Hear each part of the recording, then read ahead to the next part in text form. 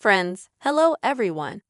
Welcome to our channel, and in this video, I will show you and also tell you how you can easily disable last seen feature or activity indicator in Snapchat app. Friends, please put your likes below the video, write comments, and also subscribe to this channel. And let's get down to our topic for today.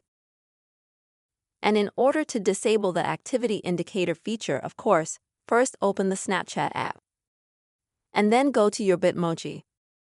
And now at the top, on the right-hand side, click on the gear to go to Settings. This is where you'll need to scroll down until you find a section called Privacy Controls.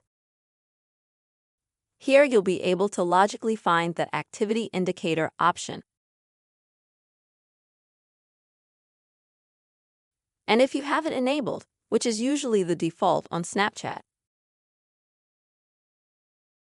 then you just have to turn it off by clicking on this button here so that it turns gray. And because of this, now none of the users will be able to see when you were last active on Snapchat. Friends, this is how you can easily and quickly disable the activity indicator feature in Snapchat. I hope this video has helped you and was useful to you. Please, friends, write your comments, put your likes. Don't forget to subscribe to the channel. See you soon.